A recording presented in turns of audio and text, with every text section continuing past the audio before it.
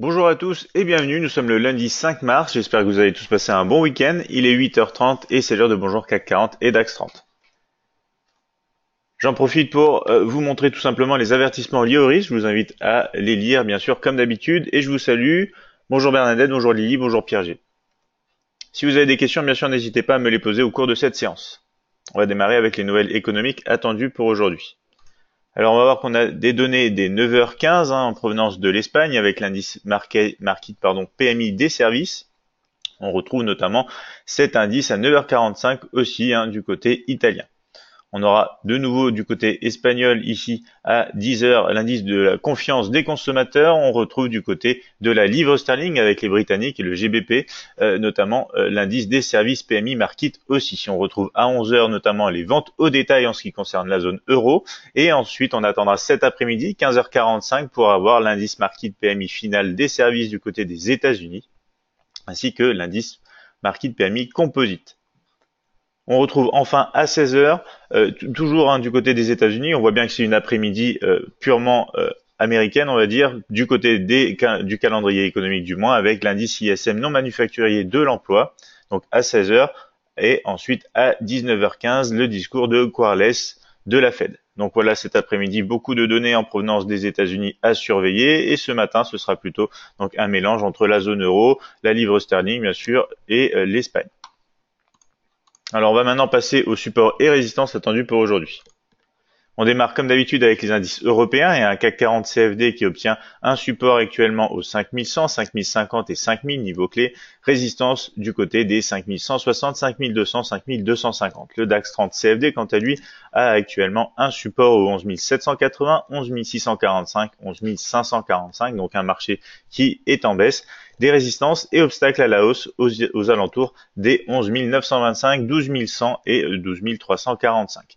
Du côté des États-Unis, avec les indices américains, on retrouve le Dow Jones 30 CFD pour un support aux 24 215, 23 860, 23 620 et des résistances aux alentours des 24 500, 24 680, 24 865.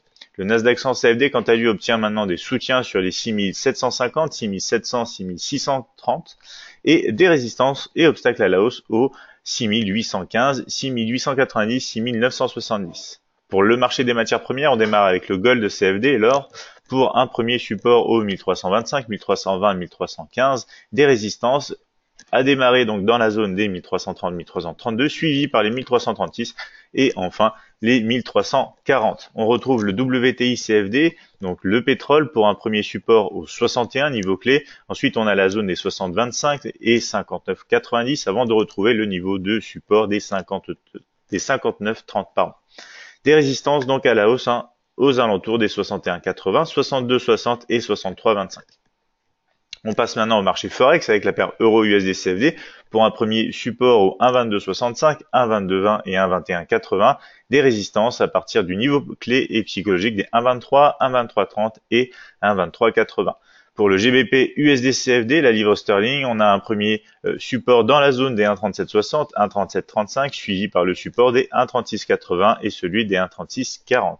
Des résistances et obstacles à la hausse au 1,3810, 1,3850 et 1,3915. On repasse à la crypto-monnaie du jour.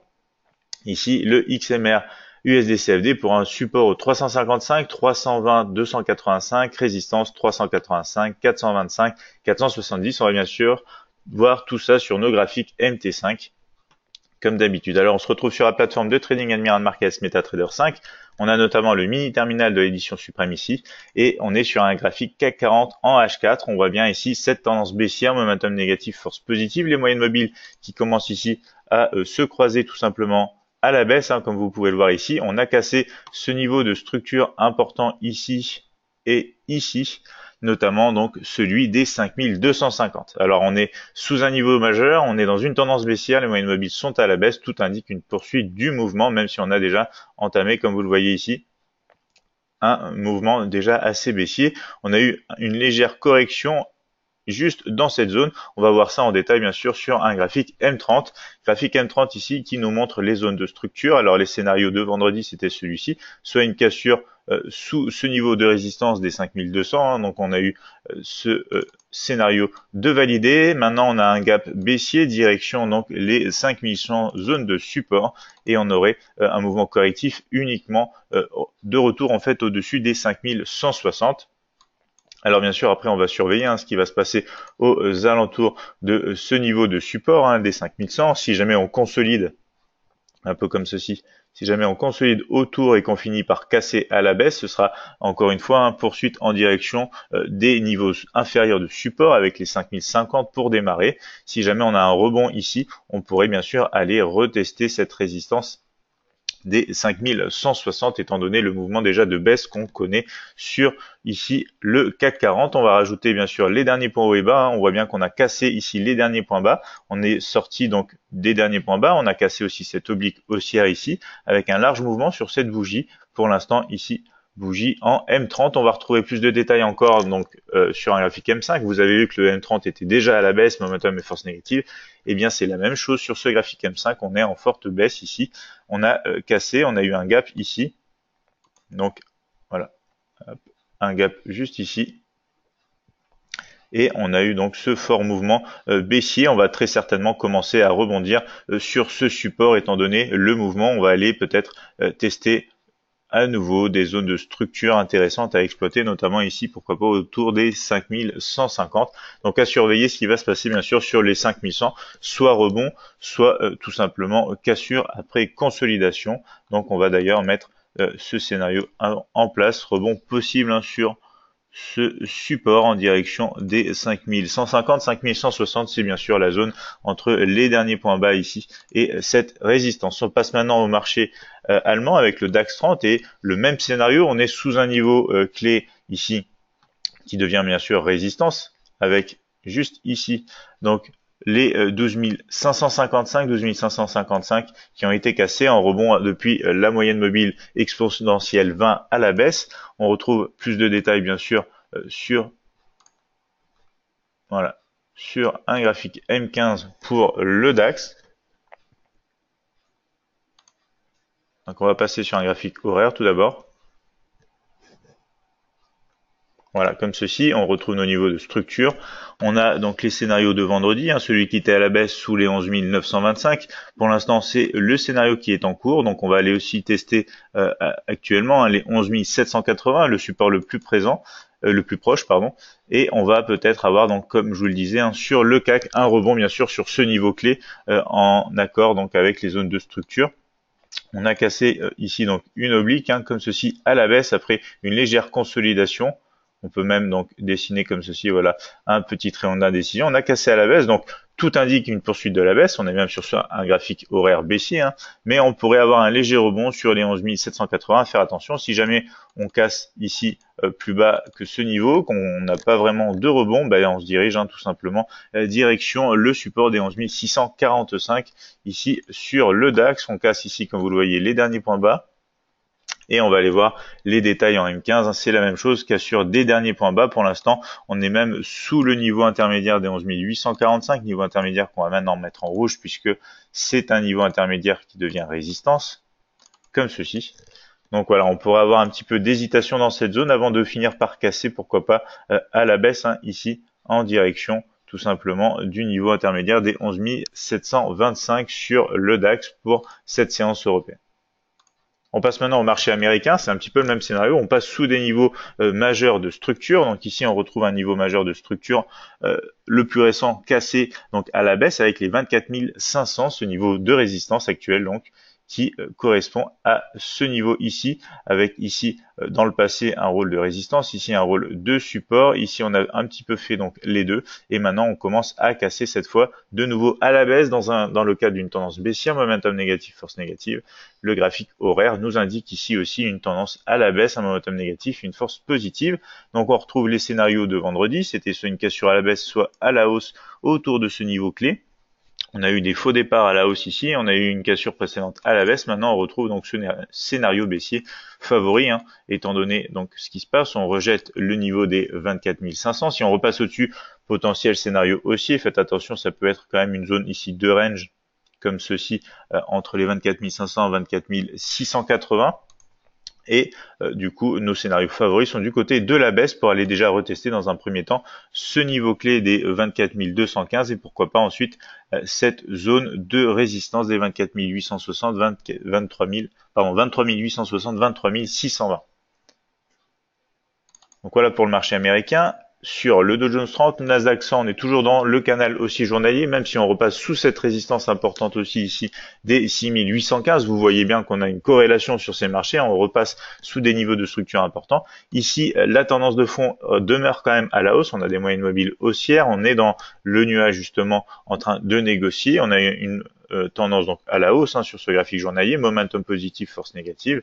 On retrouve plus de détails sur un graphique horaire bien sûr. On rebondit pour l'instant sur cette large résistance donc donc niveau clé des 6815. C'est ce niveau juste ici de structure qui nous permet d'identifier cette résistance et on a notamment donc des négociations plutôt à la baisse pour le moment en direction des 6700. Niveau clé, on a les 6750 sur le chemin justement. Les scénarios de vendredi donc ont été réalisés. On n'a pas atteint exactement les 6630, on est passé aux 6640 environ et ensuite on est repassé à la hausse direction les 6750.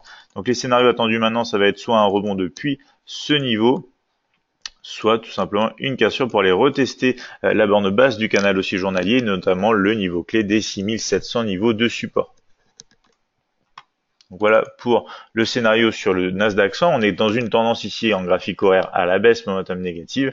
On va voir si justement cette zone de structure présente ici peut tenir donc les cours. Aussi, on va avoir de nouveau des négociations ici à la baisse pour aller retester les supports. Direction donc les 6700 à surveiller ce qui se passe autour des 6750 bien sûr. Le marché maintenant des matières premières, on est en correction depuis cette cassure de l'oblique haussière sur ce graphique journalier, même si la tendance de fond est maintenant à la baisse, momentum négatif et force aussi négative.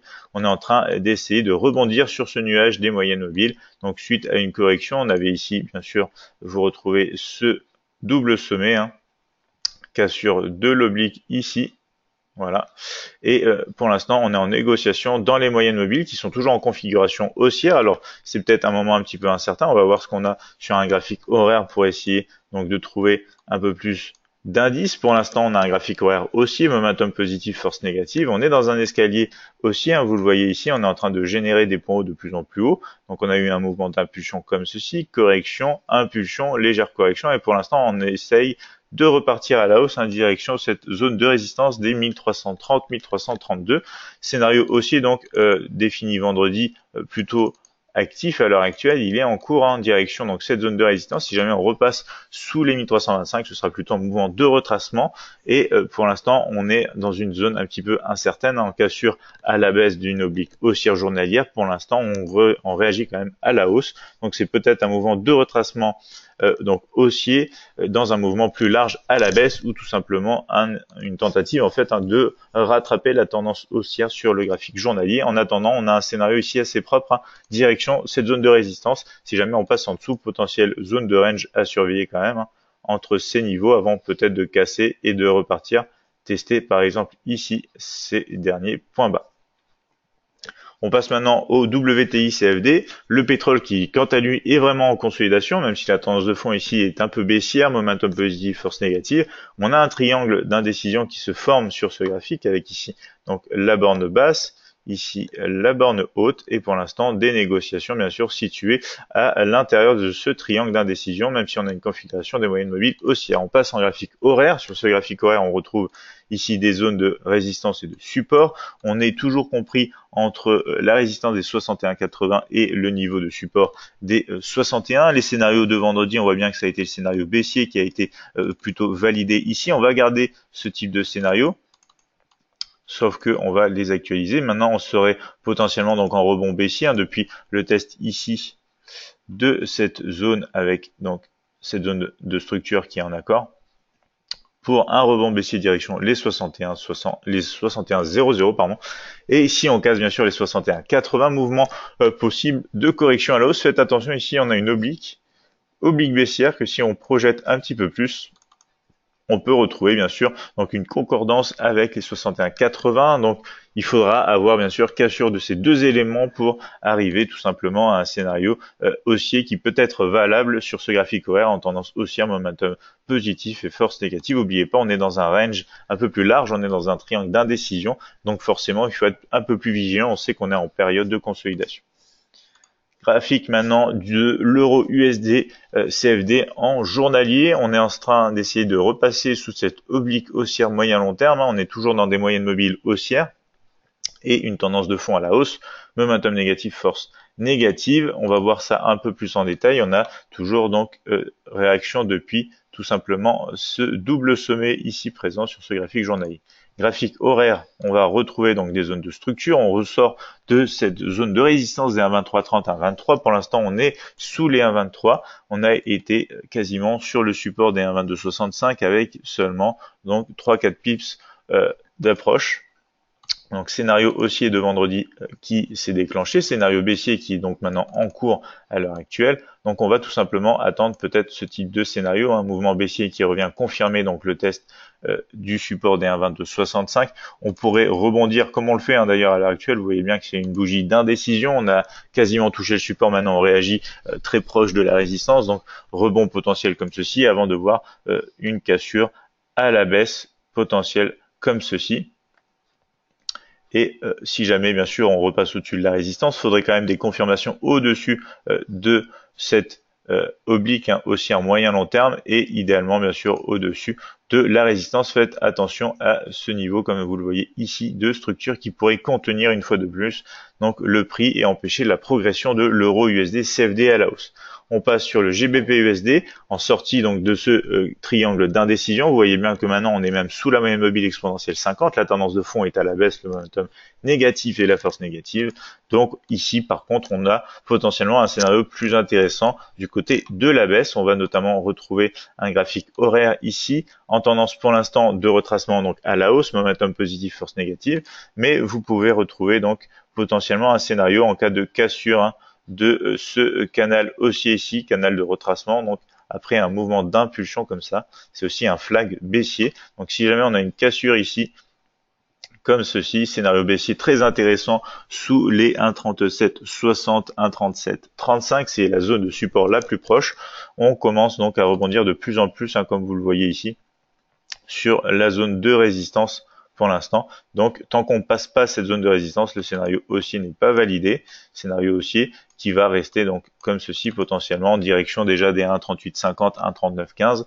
Scénario favori, comme vous venez donc de le voir, c'est plutôt à la baisse en cas de cassure d'un canal haussier comme ceci qu'on va d'ailleurs laisser en place pour voir si il se fait casser à la hausse ou à la baisse pour la prochaine analyse, bien sûr, demain matin. On passe enfin donc à la crypto-monnaie du jour. Bernadette me dit merci, bon trade et bonne journée. Merci à vous Bernadette. Passez une bonne journée. On se retrouve dès demain.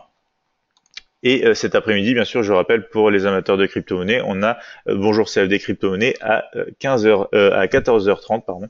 Donc pour une analyse en live, je vous invite à nous retrouver. On finit justement avec la crypto-monnaie XMR USD CFD, donc la crypto-monnaie Monero, tendance haussière, momentum positif, force positive sur ce graphique journalier. On est repassé avec des moyennes mobiles à la hausse ici. On a justement donc un mouvement haussier qui s'est initié et on va retrouver plus de détails en graphique H4, mais vous voyez bien que pour l'instant on réalise ici un point haut plus haut que le point haut précédent, un point bas ici plus haut que le point bas précédent. On est en tendance haussière sur le price action. Ici on retrouve donc les scénarios lors de notre dernière analyse, c'était soit un scénario à la baisse soit à la hausse ici. Le scénario baissier s'est réalisé sans atteindre pour autant les 250, on a été jusqu'au 256, donc non loin du scénario, et ensuite on a eu un escalier haussier qui s'est dessiné comme ceci, avec un premier retracement sur cette zone de structure, et du coup on va pouvoir actualiser nos scénarios. Scénario de poursuite à la hausse, bien sûr, au-dessus des 355 en direction des 385. C'est ce qu'on est en train de voir à l'heure actuelle, justement. Et scénario baissier de retracement uniquement si on passe maintenant sous les 355 et notamment qu'on casse une oblique comme celle-ci. étant donné donc l'action du prix. On retrouve des points hauts et points bas ici qui sont en train d'être testés, notamment du côté de la hausse. On essaye de casser les derniers points hauts, donc ce qui est aussi un signe de poursuite à la hausse. Bien sûr, ici on pourrait très bien avoir un mouvement donc de retracement comme ceci avant d'avoir une poursuite à la hausse ou potentiellement donc une cassure de l'oblique pour entraîner justement le scénario baissier de retracement que j'ai mentionné un peu plus tôt. Donc on va laisser voilà, comme ceci les flèches pour voir ce qu'il en est déjà au cours de cette analyse cet après-midi bien sûr, et on va s'arrêter là pour cette séance d'analyse matinale.